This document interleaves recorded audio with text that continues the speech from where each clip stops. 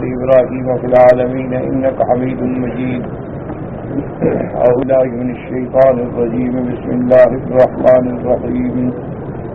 وجاهدوا في الله حق جهاده هو اجتباكم وما جعل عليكم في الدين من حرج ملة أبيكم إبراهيم هو سماكم المسلمين من قبل وفي هذا ليكون الرسول شهيدا عليكم وتكونوا شهداء على الناس فأقيموا الصلاة وآتوا الزكاة واعتصموا بحبل الله هو مولاكم فنعم المولى ونعم النصير.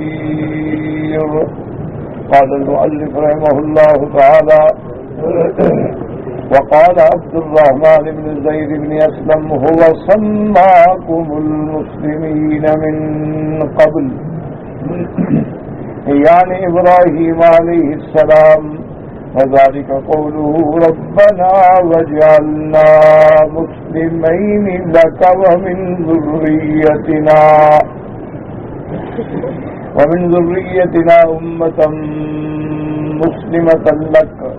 قال ابن جرير: وهذا لا وجه له لأنه من المعلوم إن إبراهيم لم يسم هذه الأمة في القرآن مسلمين،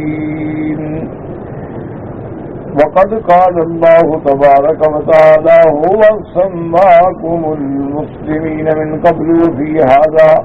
قال مجاهد: الله سماكم المسلمين من قبل في الكتب المتقدمة وفي الذكر وفي هذا يعني القرآن. وقد قال غيره قلت هذا هو الصواب. اب مفسر رحمۃ اللہ علیہ اس آیت کی تفسیر اور دلائل ذکر فرما رہے ہیں کہ ہوا سماکم المسلمین من قبل وفی ھذا. تو اب ہوا کا ضمیر جو ہے اس سے مراد کیا؟ اس کی وجہ یہ ہے کہ بعض علماء نے فرمایا کہ اس سے پہلے چونکہ ذکر ہے سیدنا ابراہیم علیہ السلام کا کہ وما جعل علیکم فی الدین من حرج ملۃ ابیکم ابراہیم وسماکم المسلمین من قبل وفی ھذا.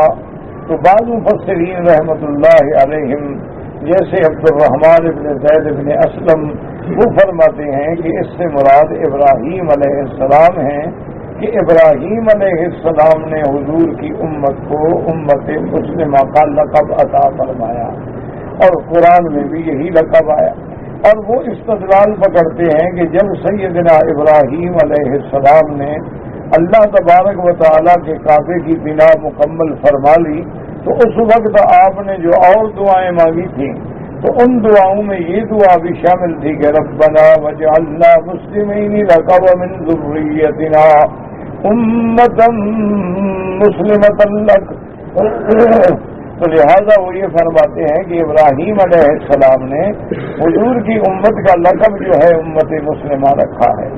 لیکن مفسر ابن جریر جو ہیں، ابن جریر طبری جو ہیں، یہ بڑے عظیم مفسر گزرے ہیں اور ان کی تفسیر بھی بڑی عظیم تفسیر ہے، بلکہ بعد میں جتنی تفسیریں لکھی گئی ہیں سب نے ابن جریر سے دیا رحمۃ اللہ علیہم اجمعین. اور بڑی تفصیل سے ان کی عادت مبارک ہے کہ اقوال نقل فرماتے ہیں اور آخر میں جا کے پھر اول الاقوال جو راجح قول ہو اس کا ذکر فرماتے ہیں. اور اچھا یہ بھی یاد رکھیں خدا کی شان ہے کہ محمد ابن جریر طبری یہ اہل سنت والجماعت کے عظیم انسان ہیں، بلکہ امام اہل سنت. اچھا اللہ کی شان ہے کہ شیعہ میں بھی ایک آدمی ایسا گزرا ہے، یا تو اس نے خود ایسے نام بنائے ہیں یا اللہ کی شان اتفاق ہے اس کا نام بھی ہے محمد بن جریر طبری، یعنی نام محمد ہے، باپ کا نام جریر ہے بھی تبرستان کا، اور یہ بھی محمد بن جریر طبری ہیں. بہت لوگوں کو دھوکہ دیتے ہیں، وہ اپنی کتابوں کے حوالے دے کہتے ہیں جی ابن جریر طبری نے لکھا ہے، تو ابن جریر طبری ان کا مراد ہوتا ہے، ہمارا مراد نہیں ہوتا. تو بعض اوقات نام جو ہے نا، ہم نام ہونے کی وجہ سے بھی بڑا دھوکہ لگتا ہے۔ حالانکہ دیانتدار آدمیوں کو چاہیے کہ اگر کوئی ایسی بات ہو تو پھر وہ وضاحت کر دیں، وہ بالکل الگ کر دیں، تاکہ اسی لیے میرے محبوب نے رحمت دو عالم نے صلی اللہ علیہ وسلم نے فرمایا کہ بھائی اگر کوئی بندہ اپنی اولاد کا نام محمد رکھے تو پھر کنیت ابوالقاسم نہ رکھے، کیونکہ دونوں کو جمع کر دو گے تو کنیت یہ ہے محمد الرسول اللہ، ابوالقاسم جو ہے کنیت حضور صلی اللہ علیہ وسلم کی ہے، اور آپ ہی کا نام جو ہے وہ محمد بھی ہے، احمد بھی ہے، صلی اللہ علیہ وآلہ آلہ وصحابہ وسلم تسلیما کثیرا کثیرا۔ تو یاد رکھیں یہ بڑی علمی بددیانتی ہوتی ہے کہ آدمی کسی کے نام سے دھوکہ دے یا اپنے نام کے ساتھ ان کا نام لگا دے اور لوگ یہ سمجھے کہ اس سے مراد وہ آدمی ہے، تو یہ بڑی علمی بددیانتی ہے اور خیانت ہے اور شرعاً بھی ناجائز ہے۔ تو یہ روافض خیر شیعہ حضرات اس میں بڑے بہادر ہیں نا، وہ تو روایات بنانے میں اور جھوٹی حدیثیں بنانے میں اور جھوٹے اقوال نقل کرنے میں وہ تو امام ہیں نا، پھر ان کا تو اس جھوٹ بنانے میں تو کوئی مقابلہ ہی نہیں کر سکتا۔ تو اس لیے انہوں نے ایک آدمی اللہ جانے خود پیدا کیا یا اس کا قدرتی طور پہ نام ایسا تھا، تو بہرحال اس کا نام بھی محمد ابن جریر الطبری ہے اور اس کا نام بھی محمد ابن جریر الطبری ہے۔ اسی طرح بہت بڑے مغالطے ہوتے ہیں، اس محمد ابن شہاب زہری ہیں، اسی طرح اور اسی لیے اب دیکھیں گے جب آپ حدیث بنیں گے نا تو حدثنا حمید، رستہ چھوڑ دو یار، رستہ چھوڑ دو، تو اب حمید تو کہی ہے نا، اس لیے آگے کہیں گے حدثنا حمید الطویل، وہ لمبے قد والا، تاکہ دھوکہ نہ لگے، مغالطہ نہ بنے۔ اسی لیے ہمیشہ محدثین جو ہے نا وہ پورا نام لکھیں گے، محمد ابن اسماعیل، محمد ابن اسماعیل البخاری رحمہ اللہ تعالی۔ تو یاد رکھیں بہرحال ابن جریر طبری فرماتے ہیں کہ یہ کوئی بات نہیں، یہ قول ضعیف ہے کہ ابراہیم علیہ السلام نے اس امت کا نام رکھا۔ تو ابراہیم علیہ السلام کے زمانے کے بعد تو کتنے پیغمبر آئے، کتنے نبی آئے، تو ابراہیم علیہ السلام کا نام رکھنا جو ہے یہ کوئی قوی دلیل نہیں ہے اور نہ یہ کوئی حجت والی بات ہے، اور نہ قرآن میں ابراہیم علیہ السلام اچھا اس اپنے زمانے میں تو رکھا، لیکن یہاں تو یہ ہے نا کہ هو سماکم المسلمین من قبل وفی ھذا، کہ قرآن میں بھی نام امت مسلم، تو قرآن میں ابراہیم علیہ السلام نے نام کیسے رکھا؟ تو لہذا بہرحال وہ فرماتے ہیں کہ جیسے کہ اس حضرت مجاہد رحمت اللہ علیہ نے فرمایا هو سماکم المسلمین من قبل وفی ھذا، قال مجاہد رحمہ اللہ اللہ سماکم المسلمین، اللہ تبارک و تعالی نے نام رکھا مسلمین۔ من قبل سے کیا مراد ہے؟ فی الکتب المتقدمہ، جو پہلی کتابیں گزر چکی ہیں تورات میں، انجیل میں، تو جہاں حوالے آئے ہیں حضور صلی اللہ علیہ وسلم کے، تو وہاں حضور کی صحابہ کا بھی ذکر ہے اور حضور کی امت کا بھی ذکر ہے۔ حضور صلی اللہ علیہ وسلم کی صفات ہیں، میرے محبوب کی صفتیں تورات میں، انجیل میں، کتب میں، صحائف میں اتنی تفصیل سے صفتیں تھیں کہ کوئی بھی دیانتدار تورات پڑھ کے جب دیکھتا تو کہتا ھذا محمد الرسول اللہ صلی اللہ علیہ وآلہ آلہ واصحابہ وسلم تسلیما کثیرا کثیرا۔ اسی لیے جب میرے آقا اپنے چاچے کے ساتھ ابی طالب کے ساتھ ملک شام کے لیے تجارتی قافلے میں جا رہے تھے تو راستے میں ایک راہب نے دعوت کی، تو ابی طالب بڑے حیران ہوئے، انہوں نے کہا کہ یہ راہب تو کبھی اپنے عبادت خانے سے باہر نہیں آیا اور نہ یہ کسی کو ملتا ہے اور آج یہ ہمیں دعوتیں کر رہا ہے۔ وہ بڑے حیران ہوئے اور انہوں نے کہا کہ جی ہماری تو سعادت ہے کہ ہم آپ کی دعوت کھائیں گے۔ تو جب کھانے پر سارے اکٹھے ہو گئے تو راہب بار بار ادھر ادھر دیکھے اور اس نے پوچھا کہ ابھی طالب حل باقی احد، کوئی بچہ، کوئی آدمی، کوئی ساتھی باقی رہ گیا ہے؟ انہوں نے کہا ہاں میرا بھتیجا ہے ابن عمی محمد صلی اللہ علیہ وسلم۔ حضور تو ابھی بچپنا تھا نا، جوانی تھی، ابھی نبوت کے ملنے کی تو بات ہی نہیں تھی، تو انہوں نے کہا ہاں میرا بھتیجا ہے محمد ابن عبداللہ اور وہ سامان کی نگرانی کے لیے پیچھے رہ گئے ہیں۔ اور نے کہا ابھی طالب اسی کے لیے تو میں نے دعوت دی ہے، میں نے تم لوگوں کو تھوڑی دعوت دی ہے، ہمیشہ گزرتے رہتے ہیں، پہلے میں دعوت دے دیتا، میں نے تو دعوت ہی اسی کے لیے دی ہے جس کو تم پیچھے چھوڑ کے آئے، اس کو بلاؤ۔ فوراً پھر ابھی طالب نے بھیجا۔ تو بعض روایات میں یہ بھی آتا ہے کہ راہب نے کہا کہ ابھی طالب ادھر آؤ، میں تمہیں بتاؤں کہ یہ شخص جو ہے یہ نبی هذه الامت، اس امت کا نبی ہوگا۔ تو ابھی طالب بڑے حیران ہوئے، انہوں نے کہا کیسے؟ انہوں نے کہا کہ ایک تو بات یہ ہے کہ میں تورات کا عالم ہوں اور میں نے تورات کی نشانیاں پڑھی ہیں، اور انہوں نے کہا ادھر آؤ، دیکھو دیکھو ادھر دیکھو، جہاں حضور آ رہے ہیں دیکھو اوپر بادل سایہ کر رہے ہیں، دیکھا ہے؟ تو ابو طالب دیکھ کے حیران ہو گئے۔ اچھا اس نے کہا اچھا بات سنو، دوسری میری بات سنو کہ محمد ابن عبداللہ صلی اللہ علیہ وسلم کو کبھی شام نہ لے جائیں۔ اس نے کہا کیوں؟ نے کہا اس کے تو یہودی دشمن ہیں اور انتظار میں بیٹھے ہوئے ہیں، ان کو موقع ملے گا تو وہ تو حملہ کر دیں گے، فوراً واپس کرو مکہ۔ ابھی طالب کہتا ہے میں حیران پریشان، لیکن وہ آدمی اتنا بڑا تھا کہ اس کی بات بھی نہیں ٹال سکتا، تو ابھی طالب نے فوراً حضور کو واپس کروا دیا، راستے سے واپس کر دیا۔ اچھا خدا کی شان یہ ہے کہ حضور جو ہی واپس ہوئے تو دوسرے دن صبح ابھی طالب کا قافلہ نہیں چلا تھا کہ یہودی ڈھونڈتے ڈھونڈتے راہب کے پاس پہنچ گئے کہ بھئی کوئی آدمی مکہ سے اس نام کا گزرا ہے، اس نے کہا اب نہیں ہے، تو وہ بھی انتظار میں تھے۔ تو اس طرح حضور کی علامات واضح تھیں کہ جو بھی دیانت امانت سے وہ کتابیں پڑھتا تھا تو یعرفونہ کما یعرفون ابناءہم، جیسے بندے کو اپنی اولاد میں شبہ نہیں ہوتا، اسی طرح میرے مدنی محمد مصطفیٰ صلی اللہ علیہ وعلی آلہ واصحابہ وسلم تسلیما کثیرا کثیرا۔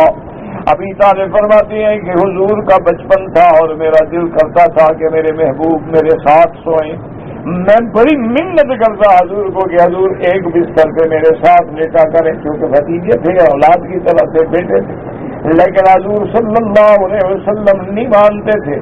کبھی کبھی میں مشقت سے اور جبر سے حضور کو اپنے ساتھ لٹا لیتا اور میں کہتا کہ محمد مصطفیٰ اخلا قمیص رکھا، اپنے قمیص اتار دو، گرمی ہے، گرمی کی تکلیف ہوگی۔ حضور فرماتی آپ میں مجھے میرے حال پہ رہنے دو، میں قمیص کبھی نہیں اتاروں گا، میں اسی طرح لیٹوں گا۔ اور ابھی طالب کہتی ہیں کہ خدا کی شان ہے کہ جس دن حضور میرے بستر پہ لیٹتے تھے، میں جب صبح اٹھتا تھا تو میرے سارے بدن میں خوشبو بھری ہوئی ہوتی تھی محمد مصطفیٰ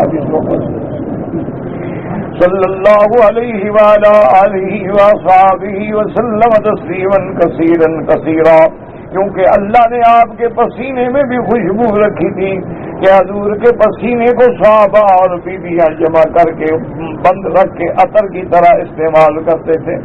حضور صلی اللہ علیہ وآلہ وسلم کے بارے میں ابھی طالب فرماتی ہیں کہ میں نے حضور کے بچپن میں ایسا بچہ کبھی نہیں دیکھا ہے، حضور کا اٹھنا، حضور کا بیٹھنا، حضور کا سوچنا، اور حضور نے کبھی گلی کے بچوں کے ساتھ نہیں کھیلا۔ حضور صلی اللہ علیہ وسلم کو میں نے کسی کو بچپن میں بھی گالی دیتے ہوئے نہیں دیکھا۔ اور ابھی طالب کہتی ہیں کہ جب حضور چھوٹے تھے، جب کعبۃ اللہ میں تشریف لے آتے اور آپ کے دادا سردار تھے عبد المطلب، تو ان کے لیے جو جگہ بنائی جاتی تھی، جو گدا بچھایا جاتا تھا، حضور چھوٹے تھے آ کے فوراً اس گدے پہ بیٹھتے تھے، نیچے نہیں بیٹھتے تھے۔ تو بعض ساتھی روکنے کی کوشش کرتے رہے کہ عبد المطلب کہتے خلو خلو، کچھ نہ کہو میرے بچے کو، ان ابنی ھذا لہ شان، معلوم ہوتا ہے یہ میرے بچہ بھی عظیم انسان دنیا میں پیدا ہوگا۔ ان کو ابھی نبوت کا پتہ نہیں تھا، لیکن وہ سمجھتے تھے کہ جو عادات ہیں کہ کسی سے بولتے نہیں ہیں، بلا وجہ بات نہیں فرماتے، کبھی بچپن میں بھی زبان مبارک سے گالی نہیں نکلی، کبھی بچپن میں بھی گلی میں کسی بچوں سے نہیں کھیلتے۔ اور ابھی طالب کہتے ہیں میں جب دیکھتا بچپن میں بھی حضور بیٹھے ہیں تو فکر میں ہے، سوچ میں ہے، میں حیران ہوتا کہ اس عمر کے بچے کو کیا سوچ لگی ہوئی ہے۔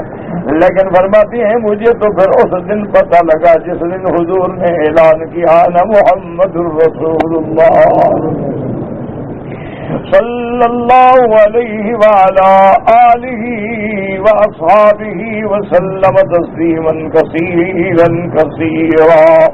اب مفسر فرماتے ہیں کل تو ھذا ھو الصواب، یہی قول زیادہ راجح ہے کہ اللہ نے حضور کی امت کا نام سابقہ کتابوں میں بھی امت مسلمہ اور اس قرآن مقدس میں بھی امت مسلمہ رکھا، تو اس لیے فرمایا ھو سماکم المسلمین، کیونکہ اس کے بعد ہے ھو اجتباکم، اسی اللہ نے امت کو چن لیا ہے، تو اس سے مراد اللہ نے چن لیا، ابراہیم علیہ السلام نے نہیں چنا ہے، تو لہذا جیسے ھو اجتباکم کا ضمیر جو ہے وہ اللہ کی طرف راجع ہے، وہ سماکم المسلمین کا ضمیر جو ہے وہ بھی اللہ کی طرف راجع ہے، ھو اجتباکم وما جعل علیکم فی الدین من حرج ثم حسن وغرام لما جاء بالرسول صلوات اللہ وسلم علیہ بأنه ملت ابیہ ابراہیم الخلیل، اور اس کے بعد حضور پاک صلی اللہ علیہ وسلم کی امت کو تیار کرتے ہیں کہ حضور جو کچھ لے کے آئے ہیں نئی بات نہیں ہے بلکہ آپ ملت ابراہیم پہ ہیں۔ اس لیے قرآن نے وضاحت کر دی، مشرکین مکہ کہتے تھے ہم ملت ابراہیم پہ ہیں، یہودی کہتے تھے ہم ملت ابراہیم پہ ہیں، نصرانی کہتے تھے ہم ملت ابراہیم پہ ہیں۔ اللہ نے قرآن میں فیصلہ فرما دیا ما کان ابراہیم یہودیا ولا نصرانیا ولکن کان حنیفا مسلما وما کان من المشرکین۔ یاد رکھیں حنیف کا معنی حنف، حنف کہتی ہیں میل، الحنف المیل میلان کرنا، تو حنیف کا معنی کیا ہے؟ المائل عن الادیان کلھا الی الاسلام، تمام دین کو چھوڑ کے اسلام کی طرف مائل ہونے والا، تو لفظ حنف جو ہے اس کا معنی میل ہوتا ہے۔ لیکن ایک بات یاد رکھیں کہ لغت عرب کے اندر یہ خیر کی طرف میلان ہو تو کہتے ہیں حنف، اور اگر برائی کی طرف میلان ہو تو کہتے ہیں الحاد۔ ومن يرد فيه بإلحاد بظلم نذقه من عذاب أليم۔ ثم ذكر منته تعالى على هذه الأمة بما نوه به من ذكرها والثناء عليها في سالف الدهر وقديم الزمان في كتب الأنبياء يتلى على الأحبار والرهبان۔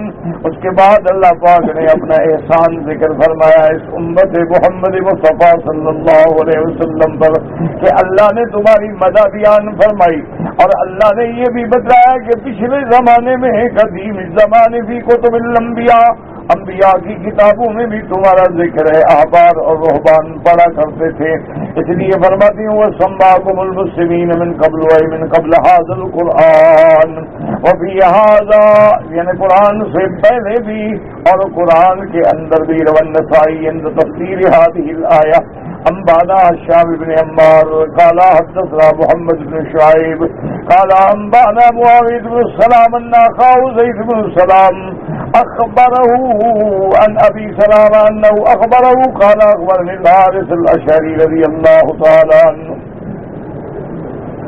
عن رسول الله صلى الله عليه وسلم قال من دعا بدعوى الجاهلية فإنه من جزاء جهنم قال رجل يا رسول الله وإن صام وصلى قال نعم وإن صام وصلى فادعوا بدعوة الله التي سماكم بها المسلمين المؤمنين عباد الله۔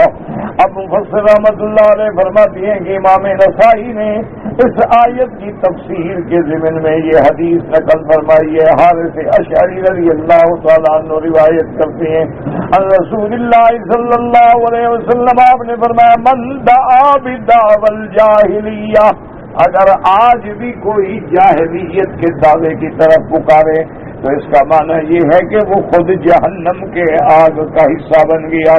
صحابی نے پوچھا یا رسول اللہ چاہے وہ روزہ بھی رکھتا ہو نماز بھی پڑھتا ہو، فرمایا چاہے روزہ بھی رکھے یا نمازیں بھی پڑھے، لیکن جب اس نے اس امت کا نام جاہلیت کے مطابق رکھا تو گویا اپنے آپ کو جہنمی بنا دیا، کیونکہ اللہ پاک نے اس امت کا نام رکھا ہے مسلمین المومنین عباد اللہ. وقد قدمنا هذا الحديث بطوله عند تفسير قوله تبارك وتعالى يا أيها الناس اعبدوا ربكم الذي خلقكم والذين من قبلكم لعلكم تتقون.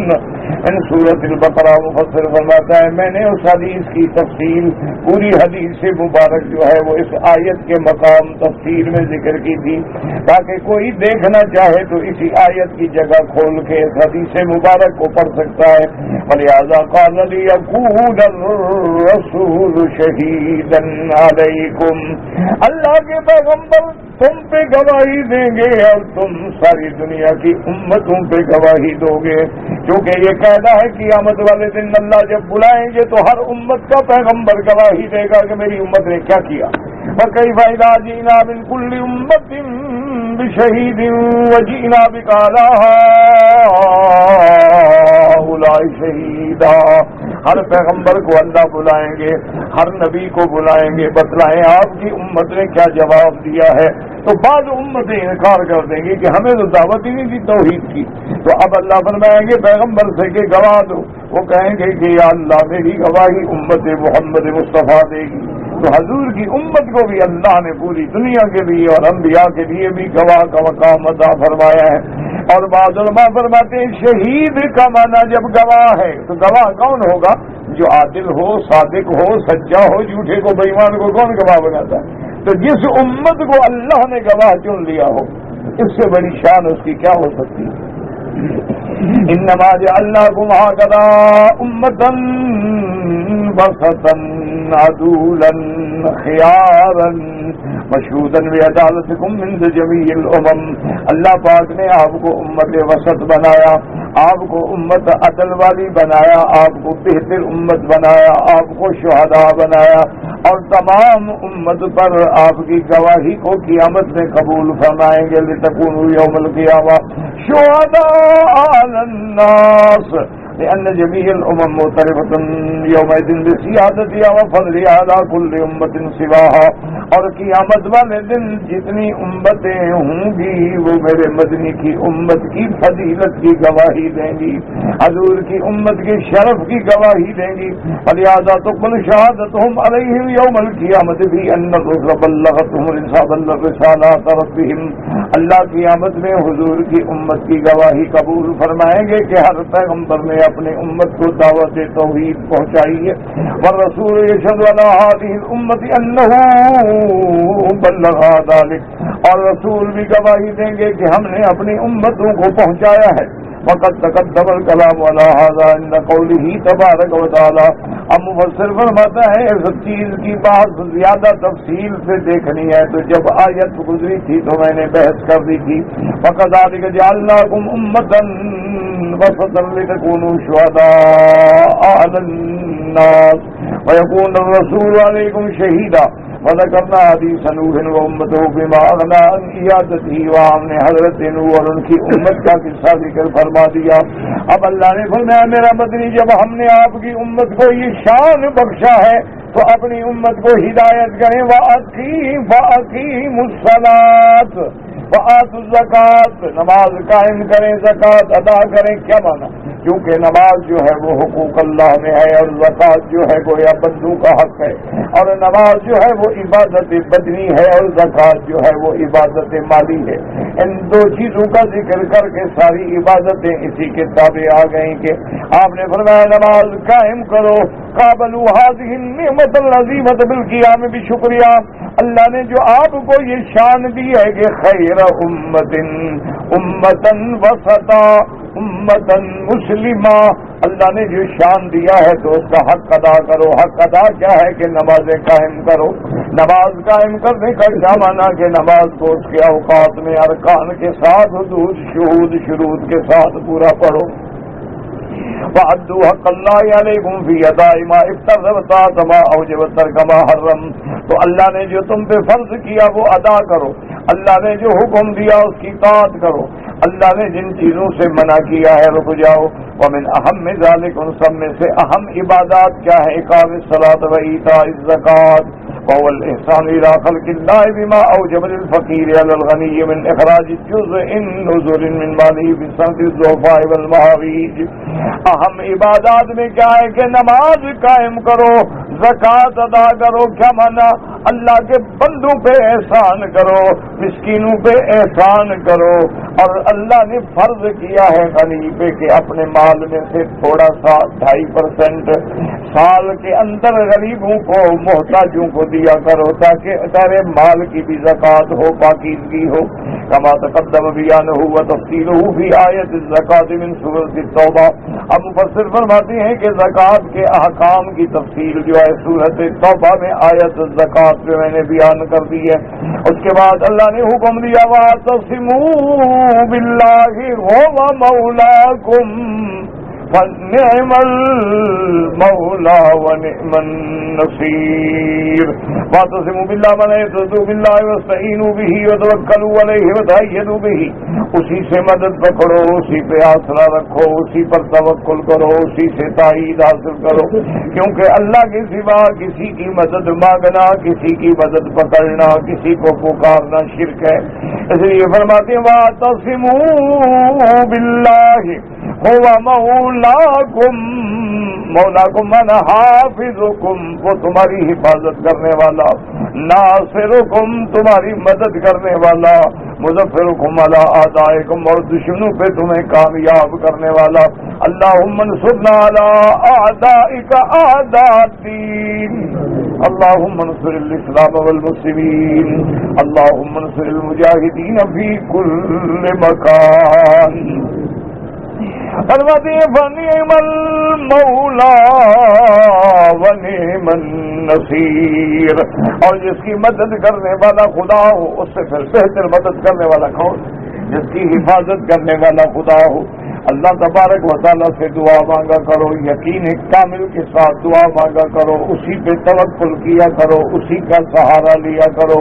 اسی لیے بزرگوں نے کہا کہ مالی سوا قریب باب کہیلتن، کہ مولا تیرے دروازے کے سوا میرے پاس تو کوئی دروازہ نہیں جس سے میں مانگوں. ولا ان رزقت فأی باب نقرأ، اگر تو نے بھی ٹھکرا دیا تو پھر میں کہاں جاؤں؟ اللہ اکبر. اللہم لا تردنا عن بابک خائبین. اللہم لا تجعلنا من القانتین. اللہم لا تجعلنا من الآیسین. یا رحمان یا رحیم فرحمنا یا ارحم الراحمین واحفظنا فإنک خیر الحافظین. اب اس کے بعد فرماتی ہیں فنعم المولا ونعم النصیر. نعم الولی ونعم الناصر من الاعداء. سب سے بہتر مدد فرمانے والے، دشمنوں پہ غلبہ دینے والے. قال وهب ابن الوتي قول الله تعالى ابن آدم اذكرني اذا غضبت اور اذكرك اذا غضبت فلا امحك في من امحك واذا ظلمت فاصبر وانظر نصرتي فإن نصرتي لك خير من نصرتك لنفسك. ایک روایت میں آتا ہے اللہ فرماتی ہے ابن آدم کے بیٹے جب تجھے غصہ آئے تو مجھے یاد کرو تاکہ اذکروں کا، اور میں بھی تجھے اپنے جلال میں یاد کروں گا اور تیرے نام کو نہیں مٹاؤں گا ان لوگوں میں جن کے نام میں مٹانے والا ہوں. اور جب اذا ظلمت فاصبر، اور جب تک کہ ظلم ہو تو صبر کرو. وارض بنصرتی، اور میری مدد طلب کر کے اپنے آپ کو راضی کرو. وان نصرتی لک خیر من نصرتک لنفسک، میری مدد تیری اپنی ذات کی مدد سے زیادہ بہتر ہے، لہذا مجھ سے مدد پکڑو، میری مدد طلب کرو اور اسی پہ راضی رہو.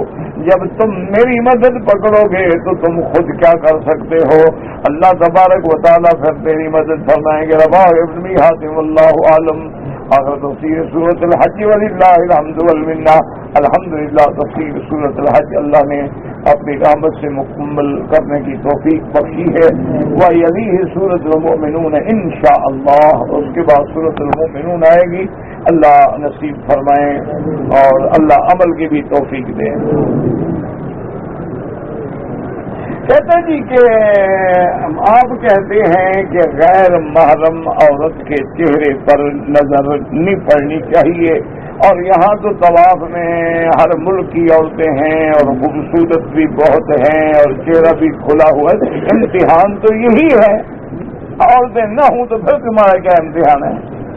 نہ جب عورتیں نہ ہوں دروازہ بند کر کے بیٹھو، کہو میں نہیں، میری نظر کسی بھی نہیں پڑی، ہے ہی نہیں تو پڑے گی کیا؟ ہے نا، اگر آدمی عورت ہو ہی نہ، پھر امتحان تو یہی ہے کہ امراۃ العزیز ہے، اس دور کے وزیر خزانہ کی بیوی ہے، محلات ہیں، دولت ہے، حسن ہے، جوانی ہے، پھر اہتمام ہے، عشق کا جذبہ ہے، سارے محلے کے دروازے بند ہیں، اس کے بعد یوسف کو دعوت دیتی ہے، فرماتے ہیں معاذ اللہ، کمال تو اسی کا نام ہے، اللہ کے بندے یہی تو کمال ہے کہ ہر طرف جلوے ہیں لیکن تیری نظر نیچے ہے۔ اگر تم نے جنت کے حلوے کھانے ہیں نا پھر ان جلووں سے بچ جاؤ۔ ہمارے بزرگ ہیں حضرت حکیم اختر صاحب، اللہ ان کو عطا فرمائے، تو انہوں نے اپنی کتابوں میں لکھا ہے کہ نظر نیچے کر کے جلووں سے بچتا جا اور میٹھے میٹھے حلوے کھاتا جا، کیونکہ حدیث ہے، یہ انہوں نے خود نہیں لکھا، حدیث مبارک کا ترجمہ کیا، اللہ کے نبی پر تم آنکھیں نیچے کر لو گے، اللہ تیرے دل میں ایمان کی حلاوت پیدا فرما دیں گے۔ یہی تو ہے نا میرا بھائی، امتحان تو اسی کا نام کہ نظر نیچے ہو اور اتفاق سے پڑے تو جھک جائے، بس۔ تو مثال ہے، میں اس کے شاید تجھے مسئلہ سمجھ آ جائے۔ ایک دفعہ کہتے ہیں اللہ عالم صحیح بات ہے غلط ہے تو تاریخی قصہ ہے، تاریخی قصوں کا روایت اعتبار تو ہوتا کوئی نہیں، تو کہتے ہیں کہ وہ جو مجنو آپ نے سنا ہے نا، کیس جس کا لقب تھا مجنو دیوانہ، یہ یہیں کے تھے، طائف کے تھے، اور لیلا بھی یہ طائف کے قریب جگہ ہے جہاں یہ رہنے والی تھی، اور کیس بھی اسی جگہ کا تھا، تو بہرحال وہ اس کے عشق میں مبتلا تھا، تو ایک دن سڑک کے کنارے بیٹھا تھا، ریت پہ نام لکھ رہا تھا، لیلا لیلا لیلا لیلا، لگا ہوا بڑا مست تھا۔ میرے جیسے کوئی ٹوٹے پھوٹے مولوی گزرے، نماز کا وقت تھا، انہوں نے اذان دی اور یہ اپنا شور کر رہا ہے لیلا لیلا لیلا، تو ایک مولوی کو غصہ آیا، اس نے کہا یہ بدبخت ہمیں نماز بھی نہیں پڑھنے دے گا، یہ اذان میں شور مچاتا رہا ہے، تو اب ہم جب نماز پڑھیں گے لازمی بات ہے آواز آئے گی، توجہ بٹے گی۔ تو وہ مولوی صاحب غصے میں آئے اور انہوں نے کہا کہ بے وقوف آدمی ہو، کیا تم نے شور مچا رکھا ہے، لیلا لیلا لیلا، تو پہ اذان ہو رہی ہے، نماز ہو رہی ہے، کچھ دیر تو حیا کرو۔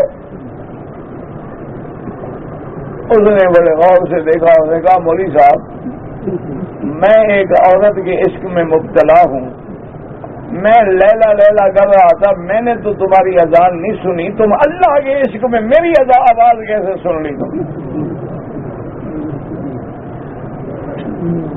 انہوں نے کہا میں مجنوں نہیں، تم پاگل ہو، ابھی تم خدا کے عشق میں سچے ہو نہیں، اگر تم اللہ کے عشق میں سچے ہوتے اور تیری زبان پہ اللہ اکبر آتا تو پھر اور کوئی آواز آ سکتی ہے؟ اگر تیرا ایمان سچا ہے، یہی تو کمال ہے کہ کعبے کی عظمت ہو، جلال ہو اور نظر جھک جائے کہ میری بیٹی ہے، میری بہن ہے، میری ماں ہے، میری بچی ہے۔ اور اس حدیث پہ بھی دل میں ہمیشہ خیال رکھا کرو، میرے محبوب نے فرمایا جب تم کسی کی بیٹی پہ نظر ڈالتے ہو انتظار کرو تیری بیٹی پہ بھی لوگوں کی نظریں پڑیں گی۔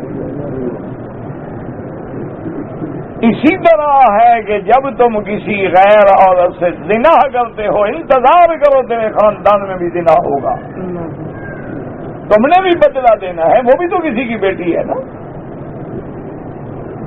آج تم ظالم ہو، جابر ہو، لڑکیوں کو پکڑ کے اجتماعی زیادتیاں کرتے ہو، انہیں ننگا کر کے بازاروں میں گھماتے ہو، نچاتے ہو، فکر نہ کرو، اللہ پہلے تو اسی دنیا میں بدلہ لے لے گا نا بندہ، اگلا مقام تو بہت مشکل ہے۔ یہ کوئی بڑی بات نہیں ہے کہ تم خدا کے کعبے میں آ کے عورتوں کو دیکھتے ہو، یار کعبے پہ نظر ہو میرا عورت کیا ہے؟ اگر تیرے دل میں اس گھر کی عظمت ہو کوئی مسئلہ ہی نہیں ہے عورت کا. اور ایک بات یاد رکھو کہ صرف اس نظر کی حفاظت فرما لو نا، اس نظر کو ان حسین چہروں سے ہٹا لو نا، تو پھر اللہ اس میں نور ایمان کی روشنی پیدا کرتے. اچھا ویسی عورت کو یہ تو بھی اسی اپر چمبر کو دیکھ کے حیران رہتے رہتے، نیچے کیا ہے بھلا؟ ایک فتنہ ہے، ورنہ تو پیشاب کی جگہ ہے اور کیا ہے. حضرت شاہ جی رحمت اللہ علیہ کشمیری محدث گزرے ہیں، ان کی جب شادی ہوئی، جوانی تھی، تو دوستوں نے چھیڑا. انہوں نے کہا حضرت آپ کی شادی ہو گئی، آپ نے ہمیں سہاگ رات کا کوئی واقعہ ہی نہیں سنایا. حضرت کی آنکھیں سرخ ہو گئی. پر میں خدا کی قسم ہے اگر میرے نانے کی سنت نہ ہوتی میں کبھی شادی نہ کرتا. یہ عالم کی شان ہے کہ پیشاب کے مقام پہ بیٹھا ہوتا ہے. فرمایا لیکن میرے نانے کی سنت ہے، اور اللہ نے توالد و تناسل اسی طرح رکھا ہے کہ نسل چلتی رہے، اولادیں پیدا ہوتی رہیں، یہ دنیا بڑھتی رہے. ورنہ یہ بھی کوئی فخر والی بات ہے کہ تمہیں قصہ سناؤں کہ میری سہاگ رات کیسے گزری ہے.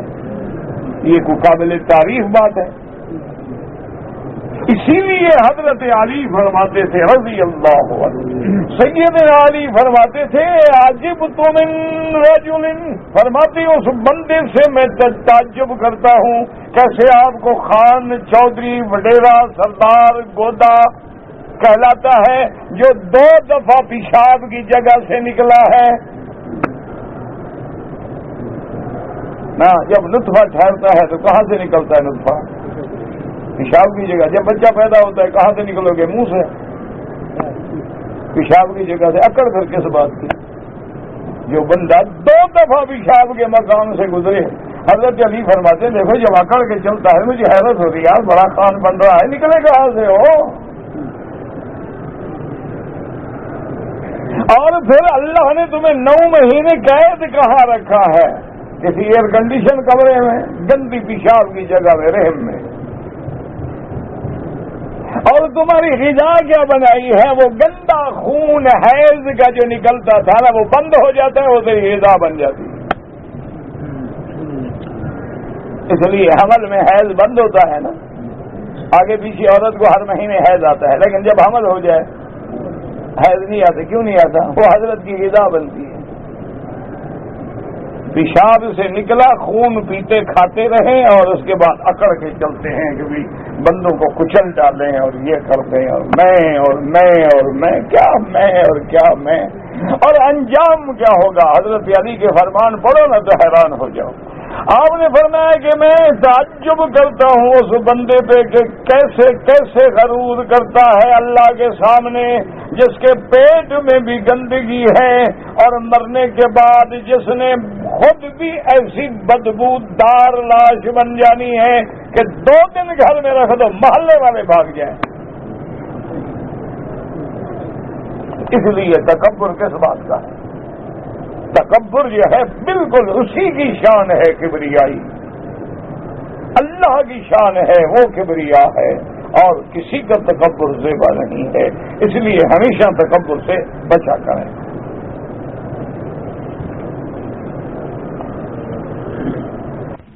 عورت کا سسر بوڑھا ہو تو عورت اپنے سسر کے پیر دبا سکتی ہے. بہتر تو یہ ہے کہ نہیں، بہتر یہ ہے کہ نہ دبائے، کیونکہ آدمی جتنا بھی بوڑھا ہو جائے فتنے سے نہیں بچ سکتا. ایک بزرگ تھے، ان کی عمر تھی 90 سال. تو کوئی عورت آتی نا دعا کرانے، طویل لکھنے، تو لکھانے شکانے، بزرگوں کو آتے رہتے، تو حضرت اپنے خادم کو حکم دیتے کہ کوئی عورت آئے نا تم نہ اٹھا کرو، میرے ساتھ بیٹھے رہا کرو.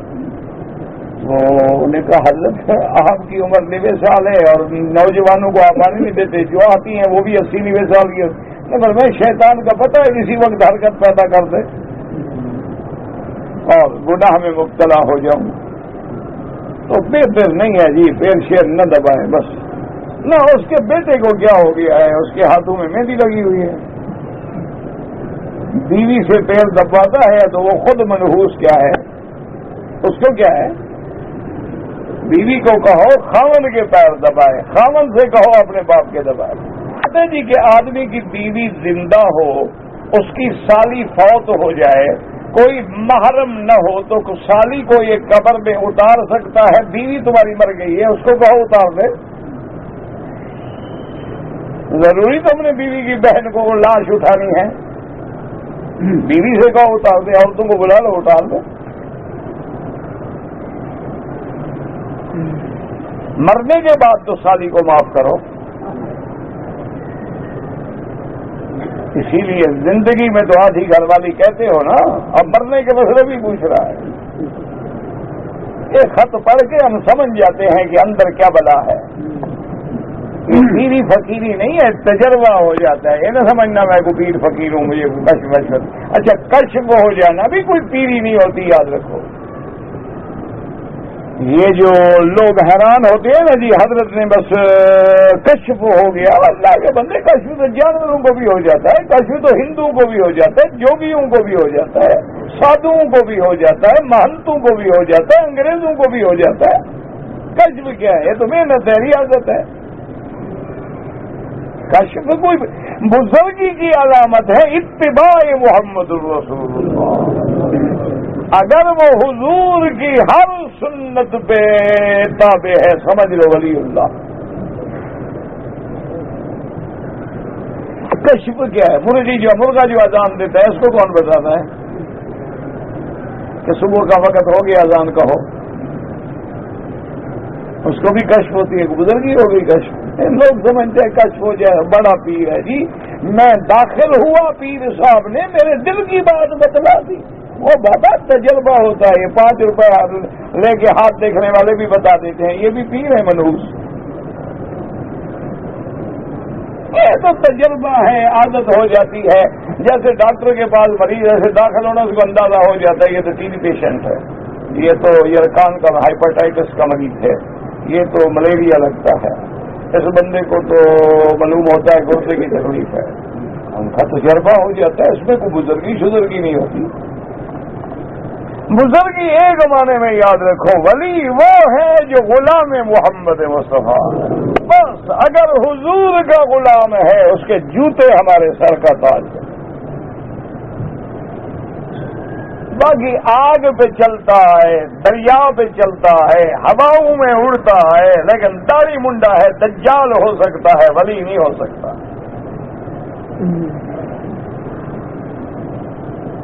جس کو حضور کی شکل ہی پسند نہیں وہ ولی کیسے بن گیا؟ محبوب کی تو ہر چیز محبوب۔ حضور آپ کو محبوب ہے؟ ہاں جی، نہ سیدھی بات کرو بچے بھائی، حضور سب کو محبوب ہے تو محبوب کی ہر چیز محبوب ہوتی ہے یا آدھی؟ تو داڑھی کدھر گئی آپ کی؟ نہیں، حضور محبوب ہیں، داڑھی نالی میں۔ حضور محبوب ہے، کیسے محبوب ہیں جی؟ محبوب کی تو شکل ہی پسند نہیں تمہیں۔ انا للہ و انا الیہ راجعون۔ زبانی کلامی لاکھ کہتے رہو محبوب ہیں۔ محبوب کا معنی ہوتا ہے کہ اپنے جس کا محبوب ہے اس کی غلامی اتباع کرے، اطاعت کرے۔ کہتے جی پوست کی کاشت جائز ہے، جس سے افیون بنتا ہے، بالکل حرام ہے۔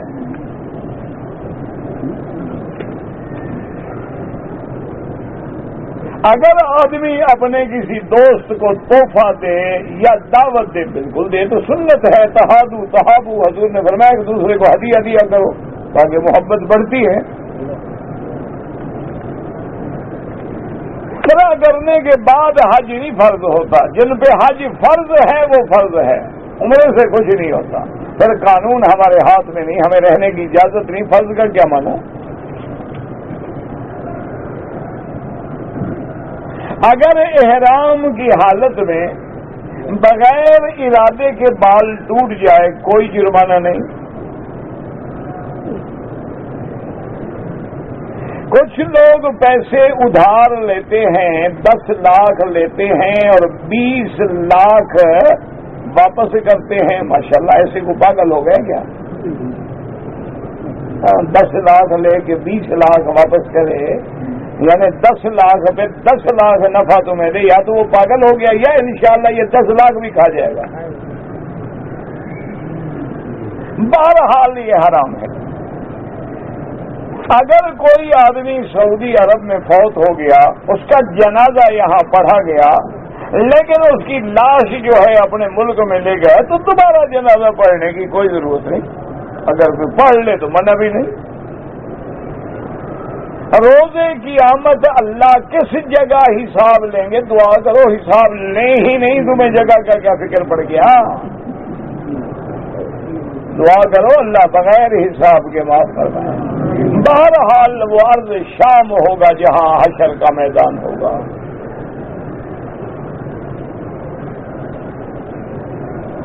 اگر کوئی عورت عمرے کی حالت میں نقاب استعمال کرے، اگر اس نے سارے عمرے میں پہنا رکھا ہے، بالکل نہیں ہٹایا، دم پڑ جائے گی۔ ہاں، حکم یہ ہے کہ عورت ایسے کپڑا منہ پہ نہ ڈالے، دیکھے کہ مرد ہیں تو پھر لٹکا لے۔ جیسے بی بی عائشہ فرماتی ہیں کہ جب رجال مرد ہمارے سامنے آتے تھے، سدلنا علی وجوہنا، ہم اپنے چہرے پہ چادر گرا لیتے تھے، اور جب مرد دور ہو جاتے تھے تو ہم کپڑا ہٹا لیتے۔ اب کا ایک طالب سفر پہ جا رہا ہے، اللہ ہر مسافر کی حفاظت فرمائے، اللہ ہمارے بچوں کی بھی حفاظت فرمائے، ہر مسلمان کی حفاظت فرمائے، واسائے سفر سے اور پریشانیوں سے محفوظ فرمائے، سب اس کی حفاظت میں، اس کے سوا کوئی حفاظت نہیں کر سکتا۔ ایک بچہ ہے، ہم نے اس کو گود میں لے کے پالا ہے، جوان کیا ہے، متبنہ ہے، اب بڑا ہو گیا ہے، تو شرعاً تو وہ تمہارا بیٹا نہیں ہے۔ شرعاً تو یا حقیقی بیٹا بیٹا ہوتا ہے یا رضائی بیٹا بیٹا ہوتا ہے۔ اگر ہم 2 آدمیوں نے عمرہ کیا، عمرہ کرنے کے بعد اپنے بال جو تھے خود کاٹ لیے، بالکل ٹھیک ہے، کوئی منع نہیں، اپنے بال خود صاف کر لیں، یا دونوں ساتھی ہیں ایک دوسرے کے سر پہ سیفٹی پھیرتے ہیں، کوئی بات نہیں۔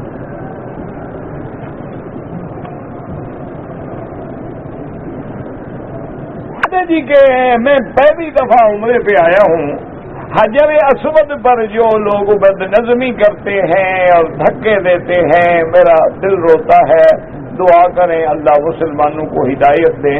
ویسے ایک یہودی تھا، بڑا بدبخت، مر گیا، اس نے کہا تھا کہ جس دن مسلمان صحیح لائن لگانا سیکھ جائیں گے نا، اس دن کفر ہار جائے گا، کیونکہ ان میں ڈسپلن نہیں ہے تو یہ ہمیشہ مار کھاتے رہیں گے۔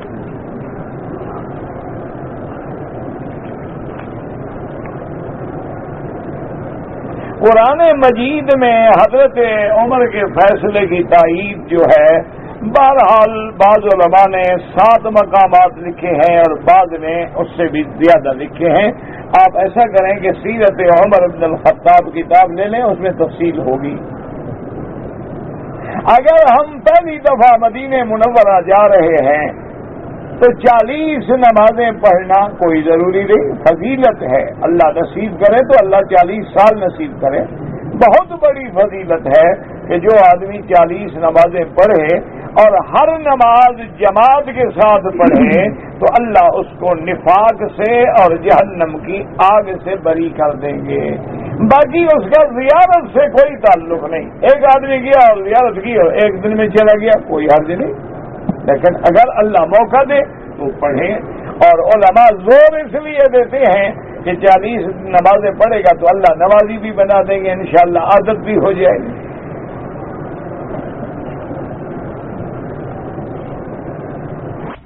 منورہ میں حضور کو اور صحابہ کرام کو حاضر ناظر ہونے کا عقیدہ رکھنا کفر ہے نہ۔ جب ہر جگہ حاضر ناظر ہے تو مدینے آنے کا فائدہ نہیں۔ یہ تو مجھے بتا مدینہ شریف کیوں آئے ہو گئے؟ حضور تو ہر جگہ موجود ہیں، بس ماشاءاللہ ایک حلوے کی دیگ بناؤ، ایک نعت خواں بلاؤ، ایک مولوی بلاؤ، میلاد شریف صلاۃ سلام، کھڑے ہو جاؤ، حضور آ گئے۔ اچھا یہ بھی نہیں مانتے اللہ کے بندے بھی حضور جو آ گئے تمہارے پاس جو وہاں سلام پڑھ رہے ہیں ان بیچاروں کے سلام کدھر گئے؟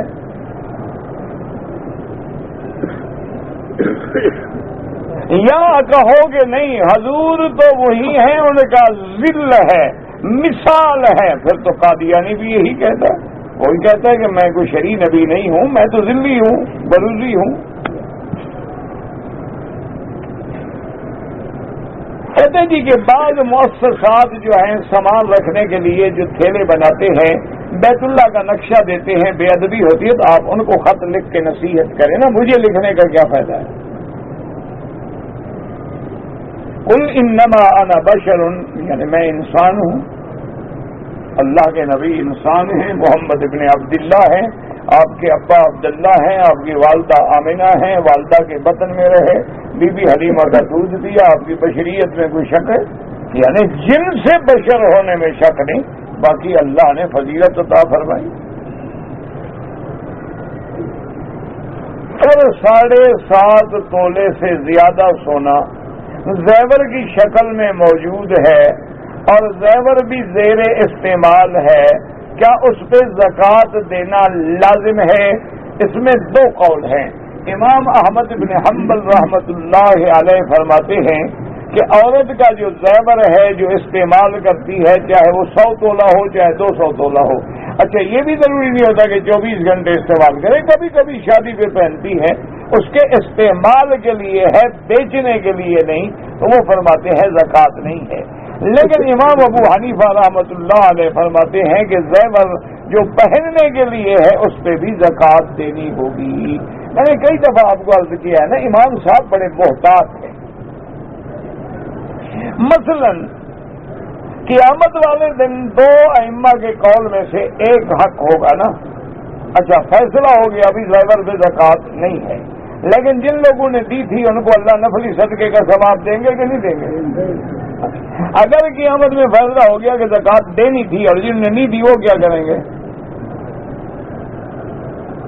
اس لیے امام صاحب ہمیشہ ایسا قول لیتے ہیں جو احمد قول ہو، جامع قول ہو، جس میں فائدہ ہی پیدا ہو اور نقصان نہ ہو کسی کا۔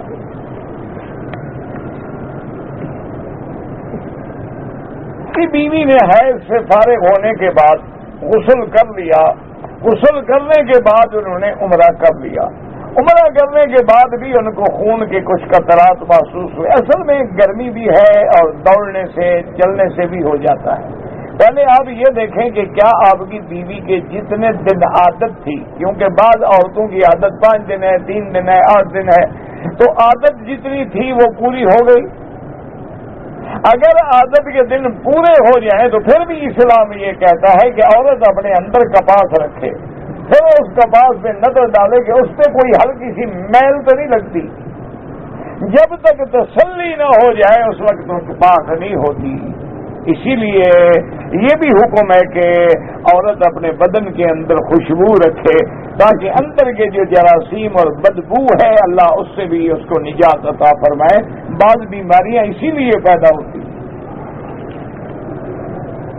اس آدمی نے بچیوں کے رشتے کے بارے میں لکھا تھا، وہ اس نمبر پہ اطلاع دیں، یہ تو بہرحال آپ خود کریں، اخبار میں اس میں کریں، مجھے تو لکھا دعا کرو، مجھے کیا پتا وہ کون ہے، اس نے کوئی ایڈریس تھوڑا لکھا تھا کہ میں اس کو خبر کروں، لکھا بچیاں ہیں دعا کریں اللہ رشتہ آسان کرے، تو ہم دعا کرتے ہیں اللہ ہر مسلمان کی بچیوں کا مستقبل روشن کروائے اور اللہ ان کو خیر کے رشتے نصیب فرمائے۔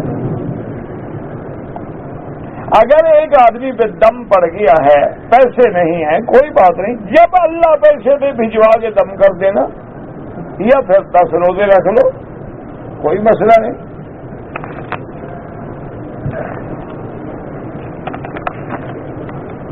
ہر نماز کے بعد 7 مرتبہ اول آخر درود شریف اور لا حول ولا قوت الا باللہ العلی العظیم اسی نیت سے پڑھو کہ یا اللہ میری طاقت نہیں ہے، میں تو گناہ سے نہیں بچ سکتا، میں تو عورتوں کے فتنے سے نہیں بچ سکتا، مجھے گناہوں سے بچا، تو اس کے پڑھنے سے انشاءاللہ آپ کی نظر ٹھیک ہو جائے گی اور پھر آپ کی نظر ادھر ادھر نہیں بہکے گی۔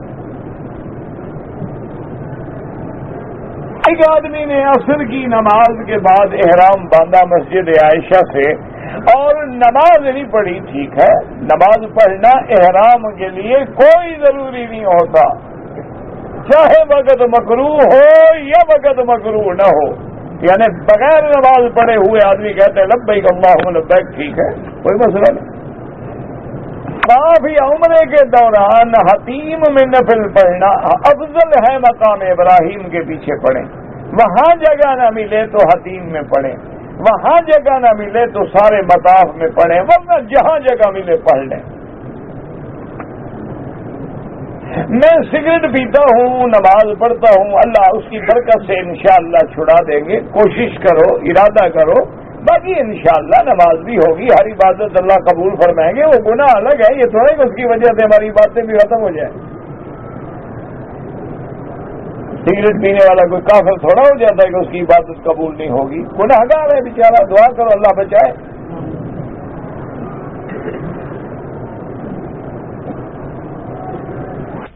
اگر عصر کی نماز کے بعد تلاوت کر رہا تھا کہ آیت سجدہ آ گئی، سجدہ کر لیا، کوئی بات نہیں۔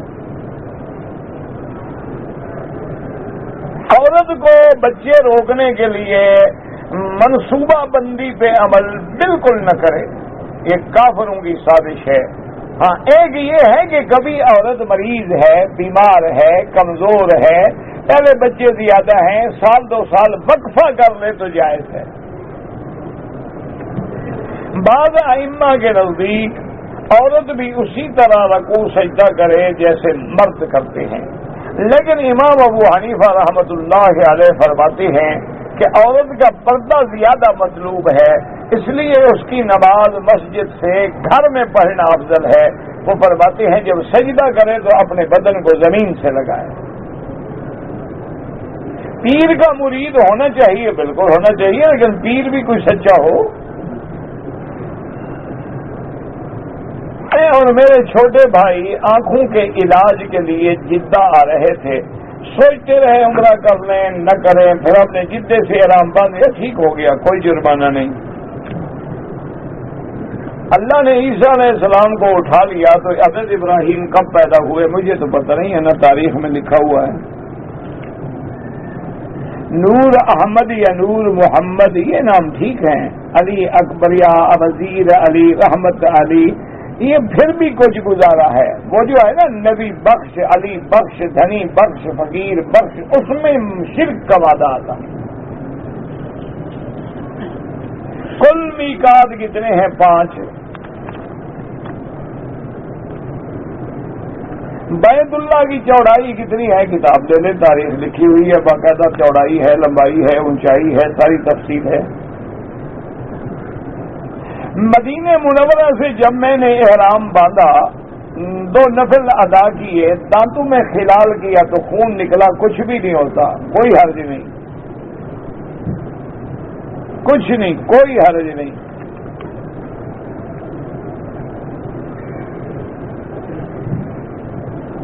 لڑکی 3 سال سے جوان ہے، قرآن حفظ کر رہی ہے، اس کی ماں کہتی ہے کہ پہلے حافظہ بن جائے، بہرحال اللہ رشتہ نصیب کرے تو کر دو، انتظار نہ کرو، خدا نے مقدر لکھا ہے تو شادی کے بعد بھی قرآن یاد کر لے گی، کوئی مشکل نہیں ہے۔ میرے اپنے دوست ہیں، ان کی بیٹی ہے، اس کے 2 بچے بھی ہو گئے ماشاءاللہ، اس کے بعد اس نے قرآن حفظ کیا۔ میں نے بال کٹوانے سے پہلے کعبۃ اللہ کو چھو لیا، اس سے خوشبو آ رہی تھی، کوئی دم نہیں۔ اگر جسم سے کوئی ایک آدھ بال بھی گر گیا، کوئی دم نہیں۔ بابا بال کاٹنا منع ہے، خود توڑنا منع ہے، گر جائے تو 1,00,000 دفعہ گر جائے، وضو کرتے ہیں، خلال کرتے ہیں، بال گر جاتے ہیں، گر جائے۔ علماء دیوبند جو ہیں وہ وسیلے کے قائل ہیں، وہ جس طرح قائل ہیں وہ تم سمجھ ہی نہیں سکتے ہو، یہ علماء کا کام ہے۔